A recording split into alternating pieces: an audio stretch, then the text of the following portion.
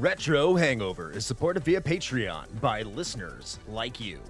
We would especially like to thank patrons Lyle McCarnes, Randall Quiggle, Tony G, Stud Still Smash the Milkman, Keith Gasper, Raging Demon, Mast Keaton, Disc Chimera, Ozzy Garcia, JC, Megan Caruso, Andrew Liguori, Lunchbox, aka The Disgruntled Gamer, Adam from The Good, the Bad, and the Backlog, Rick Firestone, Dave Jackson, Jenny E, Retro Overdrive, Soha, Parallax Puddles, The Emperor, Storm Beagle, Matt, aka Stormageddon, B. Ross and Van Fernal from Super Garbage Day, Gary Heather, the Retro Vixen, Eric Guess, Nomad from the Retro Wildlands podcast, Ash Event, Alan Bingham, Mike the Rep from Backbreaker Gaming, Ryan Player One, Low 5 Alex, Alt, Redder Dreaming, and Oh Me.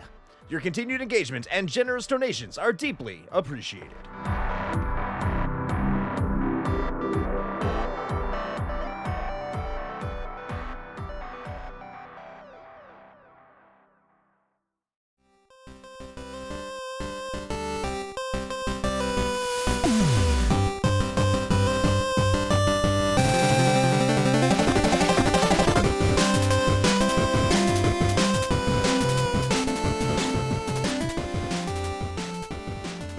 Welcome to The Flights, a consumable curation of champions and catastrophes that is considerate of your chronometer. This is me, Chris Coplane, from, I don't even know what to say I'm from Retro Hangover, you know that, you click on that, but I'm not hiding, and nor is your host with the most, Shane Dick Dragon Celtaire. Neither of us are hidden. We're all out there in the open. But guess what, Shane? We are here to talk about hidden characters and games today. Oh, yeah, that thing that is becoming quickly a lost art thanks to DLC. Very much so. Very much so. I'm just going to kick it off at the top of this with who nominated this. I'm just going to say at the top of this who nominated this topic because I didn't do it in the last episode.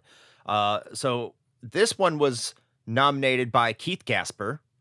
And if you want to nominate topics for The Flight, become a patron, head on over to our Discord and put it in our top 5 suggestions. The previous one, Completely Useless Party Members, was nominated and recommended by Alt. So thank you, Keith. Thank you, Alt. Your names come up quite a bit. So go on over, become a Patreon, and suggest more topics. And I think the reason that I didn't say Alt's name last time is he was a hidden character, and I didn't want him to feel completely useless, because he's not useless. He's great. So yeah, that I'll make it work for this one. Sorry, Alt, but yeah. So are you ready to talk about hidden blades or stuff like that there, Shane? Hidden blades? Yeah, I mean, sure. I don't know. I mean, some of these, you know what? Yes. Some of these involve blades, so you're not too far off. Do you have any phantom shitters? God, I hope not. Do you know what a phantom shitter is? No clue. Okay, so before we get into this, I'm going to have a quick story about, it's a Navy story. I've never experienced it because I've never really been on a boat. But a phantom shitter is someone who wakes up in the middle of the night and goes around and just finds a place to shit somewhere randomly in the sleeping quarters areas, just shits on the floor. Oh. And then goes back into the rack. The reason they're called a phantom shitter is because no one knows who does it. They do it very secretly. They're a hidden character. I was really, really wondering how you were tying that into this topic, but no, there we go. Okay. So why don't you get this one kicked off, Shane, and let us know what your number 5 coolest hidden character is. Number 5. Well, I am going to start with something that I don't necessarily have a whole lot to say about, but I feel like it needed to be included, well, for a number of reasons, which will probably become apparent as soon as I say who the character is.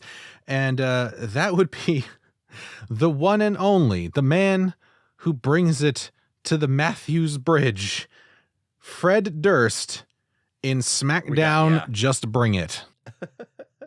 So the reason, by the way, in case you for some reason don't know this, is we are located in Northeast Florida currently, which is also where he hails from. And also, you know, I'm pretty sure both of us, I know for myself, definitely, I definitely had a period where I was really into new metal and things like that. And so I listened to my share of the biscuit that what is limp for quite some time. So this also came out, I want to say it was like very early-ish 2000s, like the early aughts, which happened to be like prime biscuit time. There was much hot dog flavored water to be had, and it also happened to be pretty much the height of biscuit, in that a lot of people really fucking hated Fred Durst. And so this might have been, you know, an inclusion just so that, you know, you could get some measure of catharsis. I mean, how else could you slam Fred Durst in the face with a metal folding chair, if not, you know, in SmackDown? So there you go. So you can break stuff on Fred Durst? Absolutely, yes. Man, that was such a missed opportunity. I don't know why I didn't think about that. You can break Fred Durst's fucking face tonight. Hell yeah. I might be packing a chainsaw. Go to skin your ass raw. Lyrical genius, this man. I hate myself. I think he's in Fight Club too. I didn't put him on my list because I haven't played those games. He is, but yeah. I couldn't remember if he was like a hidden character in that one or not. That's a good question. He may have been there from the default. Yeah. Good Lord. Completely missing the point of that story. All right. On to my number 5, which is Balthier in Final Fantasy Tactics War of the Lions. He is a recruitable character. He is a very good character. And I think he's the best thing about Final Fantasy 12. So having him in Ivalice, which is where Final Fantasy Tactics takes place, is a nice, cool nod. I think it's a lot more cooler than Cloud, mostly because Cloud is completely useless in that fucking game. But he's hidden, so he wasn't part of the previous one. So yeah, he's a useless character in Final Fantasy Tactics, but Balthier is not. Balthier is cool. He maintains his coolness there. And that's really all I have to say about that. Yeah, Balthier, he's cool. Number 4. Okay. Well, it's moving things right along to my number 4 on the best hidden / secret / unlockable characters list. We have Barney. Now, I feel like I should say it's technically Blarney for copyright reasons. Of course. But it's Barney. So Barney is an unlockable character in the somewhat obscure fighting game from 1995 known as Xenophage Alien Bloodsport, a game which I'm fairly certain would just be lost to the sands of time. No one would remember this for fuck all because, spoiler, it's not a good game. If it wasn't for the fact that they had Barney in it, and also very clearly had an agenda against Barney because they programmed him in such a way that he gets knocked over in one hit all the time, solely so that you can just stand there and beat the ever-living shit out of him. So take that however you will. That's I think that there's some mental issues to unpack there for that game. Okay. So moving on to my number 4 is Gun from Tekken 3. And the reason that Gun is the coolest character is because he's a tiny little dinosaur with boxing gloves, and one of his attacks is to fart on you. He is adorable. He is just an adorable little anime character, and he is extremely powerful, and I'm sure that he probably wouldn't be allowed in an actual tournament because of his size. He's very short, so hitting him is very difficult.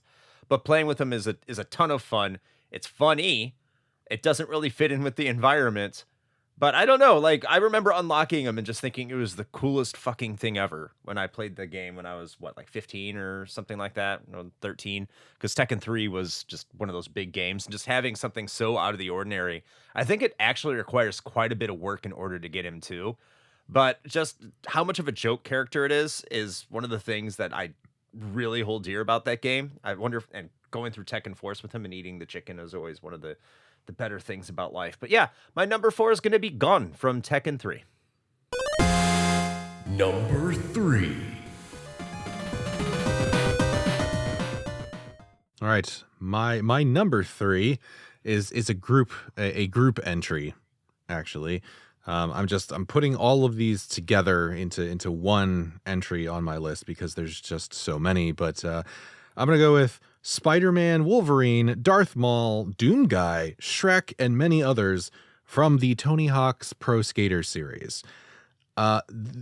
Listen, Pro Skater's known for many things. A bitchin' soundtrack for one. Pretty good skateboarding games for a bit. The first like couple of them, and then the rest would it's things. Those are things that happened. Those are games that were definitely released. But besides the soundtrack, probably the other biggest thing really is just the amount of just awesome unlockable characters that you could find in those Tony Hawk Pro Skater games, such as the ones that I listed off. Like, who doesn't want to do like, you know, an indie nose bone or, you know, a fucking 360 kick flip camel hump? I don't know the terminology, but as Spider-Man, you know, that's fucking Is that cool. Skateboarding or porn? Yes. Oh. It's the crossover event of the century. Anyway, also the fact that you could like skateboard as Darth Maul, like right around the time that, you know, the prequels were coming out, and therefore it was really popular. It was of its time. It was of its time, but like it was cool as hell. So yeah, there you go. Tony Hawk's Pro Skater. All right, my number 3. I don't know if they'd be cool or not. I think they're cool. This is why it's on my list, I suppose. But it's going to be Go-Go from Final Fantasy 5 and 6.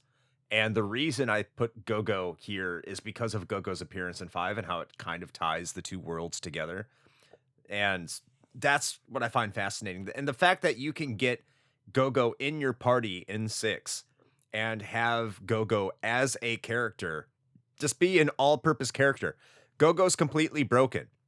Is Go-Go as powerful as the other characters and doing their moves? No. But Go-Go can use blitzes. Go-Go can use tools. Go-Go can use rages. Cast all the magic that the rest of your characters have in your party because you can't equip espers to them. So that Go-Go's this all-purpose character that is completely broken, especially after you get them. They're a character that makes a previous appearance in Final Fantasy V and teaches you the mime ability in that game, the mime job. And I just think that they're really cool because they are a broken character with really nothing much going on about them. There's really no backstory. There's really no character development. They're just a fun little addition that you can go around and just stomp things with. So yeah, my number 3 is Go-Go from Final Fantasy 6 and 5. Number 2. My number 2 on best secret characters. I'm not cheating this time and listing off like 6. It is just 1. So we're getting back to sticking to the rules, but it is the one and only Isildur in Lord of the Rings, The Two Towers. So there's a little bit of a process to unlock Isildur, but after you've gotten to the end of the game with one character, you unlock a couple of cheat codes, and then the game basically tells you, hey, level Aragorn, Legolas, and Gimli all up to level 10. So once you get all 3 of those characters to level 10, you unlock this combat challenge in Orthanc Tower where you have to fight through 20 floors of increasingly difficult enemy waves. And if you beat that challenge, then you get to play that tower challenge again, but this time as Isildur. And if you manage to defeat the whole tower with Isildur, then you get to play as him through all of the main missions of the game, and eventually will actually allow you to unlock even more cheat codes. But if you're a Lord of the Rings nerd and then you know why this is cool. Unlocking someone like Isildur and being able to play as him is pretty fucking awesome. And just, you know, the fact that that also you should play Two Towers or just like the PS2 Lord of the Rings games anyway, because they're fucking good. Like in the pantheon of like licensed games, those are some of the better ones. So but yeah, that's my number 2. Yeah, Lord of the Rings games on the PS2, GameCube, Xbox do not suck. Do not suck at all. No. most of them. All right, going on to my number 2.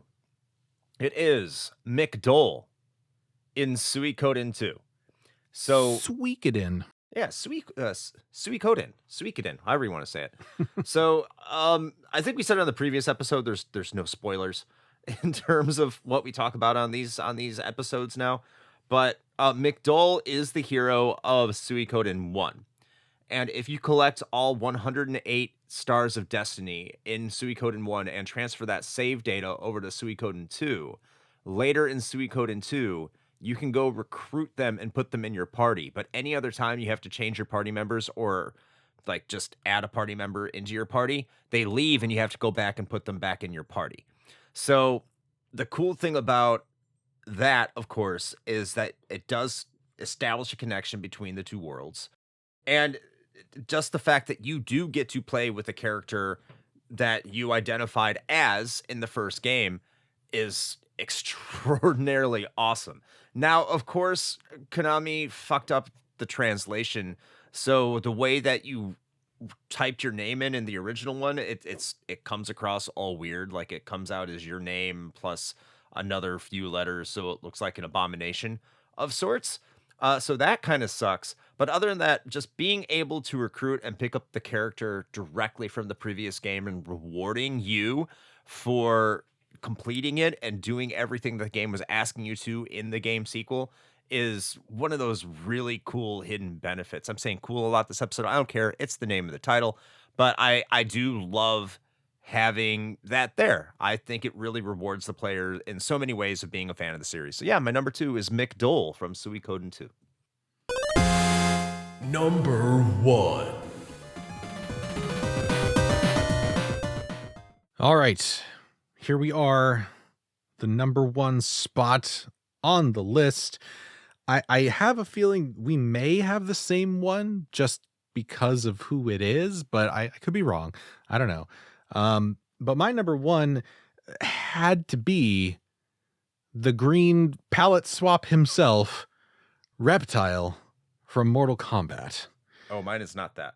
Okay, well, there you go.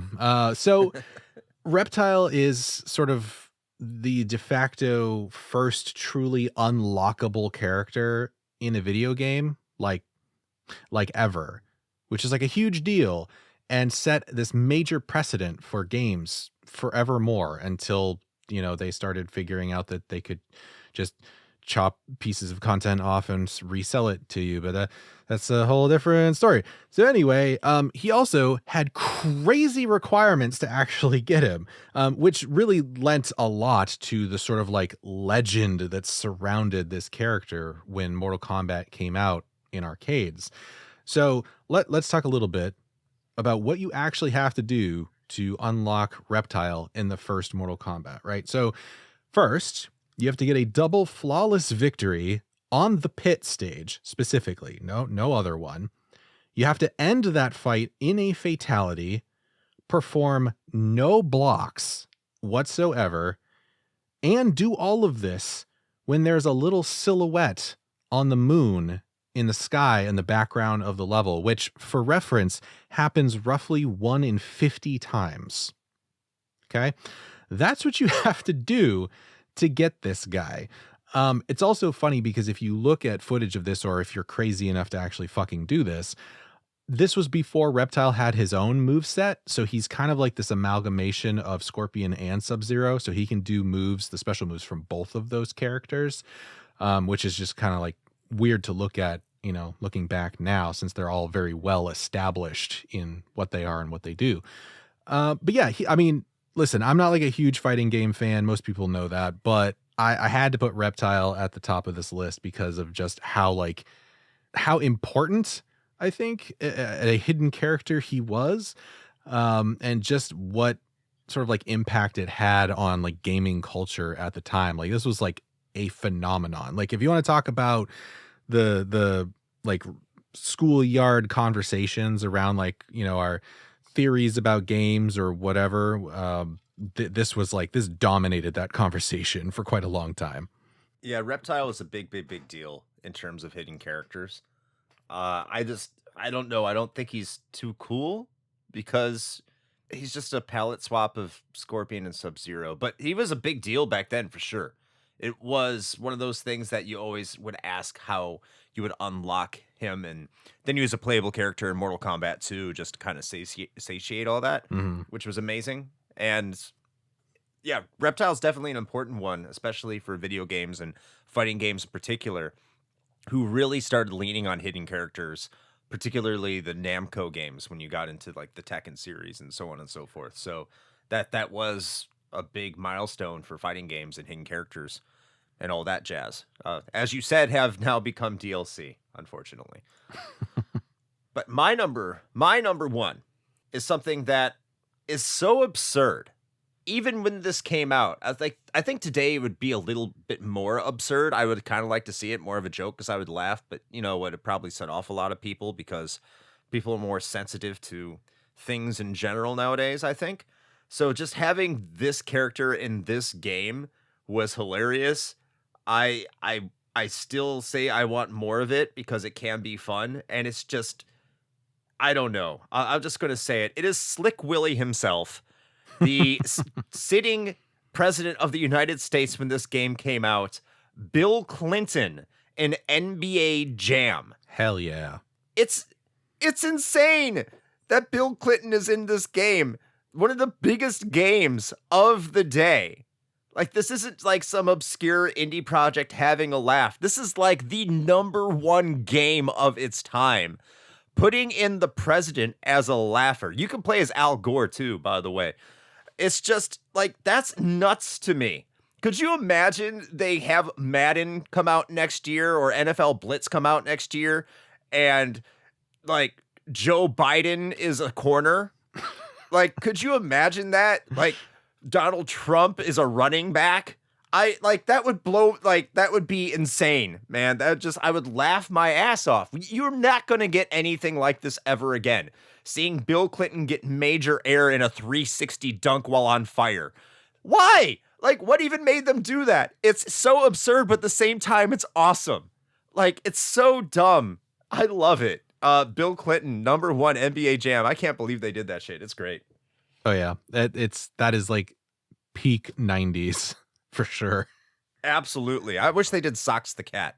Yeah. If only we got that canceled game that they were going to make.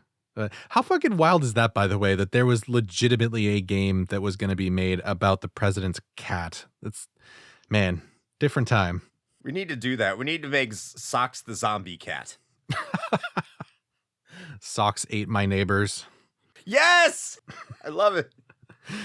All right. Well, that brings us to the end of our flight for today. So hopefully you enjoyed our picks. This was, I mean, I generally enjoy doing these lists, but I had fun with this one. I liked doing some of the research into some of these that I was not necessarily as familiar with.